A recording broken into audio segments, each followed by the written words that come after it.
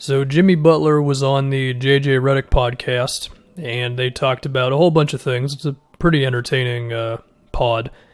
But they talked about the Sixers last season, and I think it was interesting because it's kind of cemented some of the things that we already suspected about the 76ers. So Jimmy said a bunch of things, but there was a meeting that they had where it was Brett, JJ, Jimmy, and Joel, and basically nothing was accomplished, where they were just kind of watching film and nobody was speaking up. And when we say nobody, we really mean Brett, Ben, and Joel, because those are the three dudes who should be speaking like that.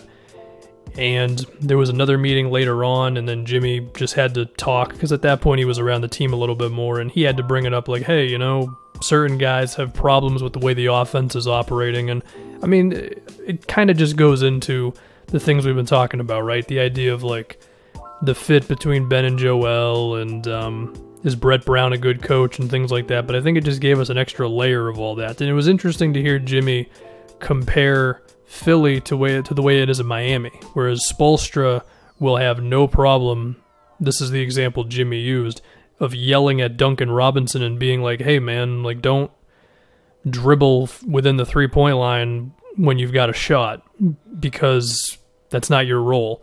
And you could look at that as Spo being too aggressive with Robinson, but I look at it more so as he's empowering Duncan to shoot threes, you know? And it seems like that wasn't really happening in Philly. I mean, you had TJ McConnell, who JJ claims Jimmy threw under the bus, but Jimmy didn't really throw him under the bus, whatever. But he wanted to run more pick and rolls, right? And it's like, you know, TJ McConnell was too scared to speak up in that environment. And I guess that, I mean, that might just be a reflection of TJ McConnell as a person, but it's like if Ben and Joel weren't going to talk, and Brett Brown wasn't going to really put anything out there, and TJ McConnell didn't either, and Jimmy Butler had to be the one to bring it out, doesn't that kind of say some things about Philly and the passive-aggressive energy that can sometimes fume from the team, where, yeah, it seems like everybody likes each other, but we know the relationship between Ben and Joel, it's not amazing, and we can see it on the court, just their contrasting styles. And Jimmy said another thing that was interesting, which was about how they switched up the offense, I think it was in the playoffs or late regular season, for Jimmy to have the ball more.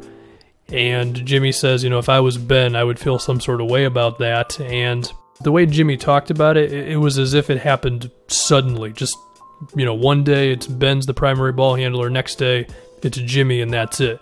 And I do remember that being a thing that was talked about in the playoffs, which was, you know, Jimmy getting the ball in the fourth quarter more. Like, we all kind of noticed it. It was like Jimmy, he fit in with the Sixers for a while, but then eventually he became the primary guy on offense. And by the way, for all the things that can be said about them, you know, we say it again. I mean, if Kawhi doesn't hit the craziest shot ever, decent chance Philly's going to the conference finals. So,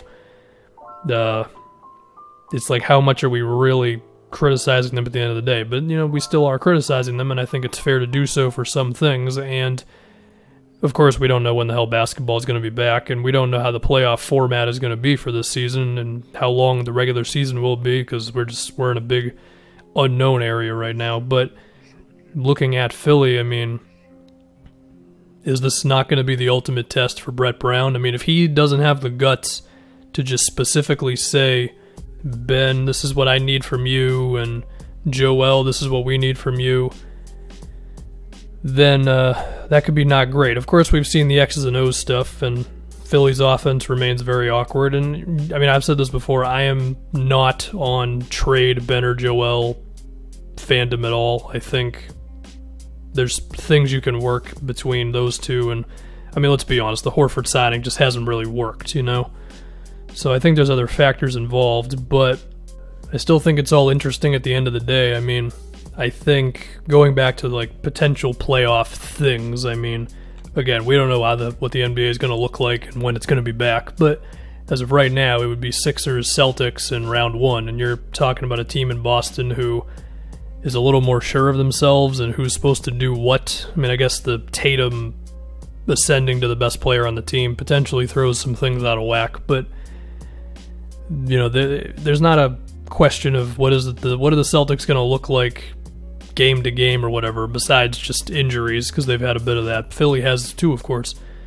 And I guess it's just when Philly faces adversity, which would happen in that round one, does this team have the personalities in place to deal with that? And do they have the relationships amongst each other to do that? Because that's another thing that Jimmy talked about, was how he said you need some form of togetherness and some form of friendships and relationships amongst yourselves in order to really win at that level, right?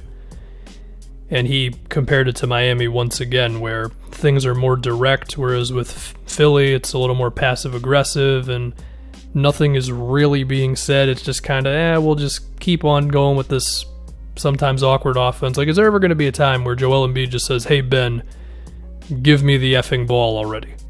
I feel like that's never happened. And I think it's healthy when done in the right time. I mean, if you don't have a great relationship with somebody else, or it's just strictly professional, then I think what can happen is you're afraid to say that to them because you just don't have that comfort level with them, you know? But if you say that to somebody that you're close with, you're going to be totally fine after the game. They're not going to take offense to it or anything like that. It's not going to be awkward. Or on the other side of things, maybe Ben would say to Joel, hey, get the hell out of my way so I can just drive to the rim. I mean, these are all things that I feel like happen amongst championship teams. I mean, even the ones that feel the most together and all that, there's still going to be moments of that kind of stuff. And again, I think if everybody's on the right page and they know what they're supposed to do in terms of roles and minutes and who's primary ball handler, who's the off-ball guys and all that, then I think you should be having those disputes sometimes. And a lot of the times you can come out the other side of it a better team.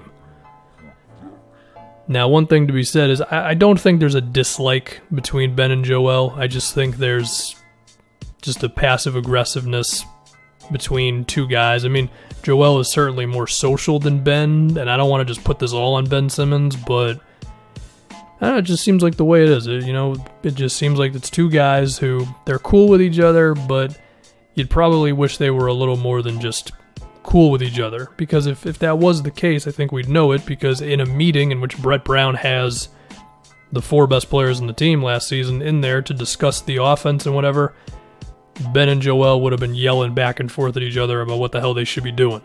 I mean, I feel like in some ways it reflects the Clippers, speaking of JJ Redick, and their, 4-year run or whatever, very talented team, and we all knew that the personalities there didn't really click. Again, did they dislike each other? No, but between Blake and CP not having the same personalities, I guess is one way to put it, and those are your two best guys, that it's not going to be the sole reason why you may disappoint. And it's not like every single championship team ever were super buddy-buddy, but it can happen where you just, that level of connect that you need, whether it's as teammates, if you want to view it as coworkers, whatever, if it's not there and you're in a tough playoff series, could be kind of the thing that does you in at the end of the day, you know, because you're not going to do whatever. You're not going to yell at each other when you really need to, all that type of thing. So it's just something to think about with the Sixers, and I thought it was really interesting to listen to Jimmy just be that open about it, because we also don't usually get that. I mean, let's be honest, a lot of player interviews are really boring, and it's just hyperbole and generalities and all that. But for Jimmy to specifically say, no, there was like no progress made when we had intimate meetings between the best players and the coach, I think it's telling. I think it's interesting. I say all of this, and Philly could go all the way to the NBA Finals, especially because Ben Simmons now has an extra month to rehab. I think Joel is still feeling something too, so yeah.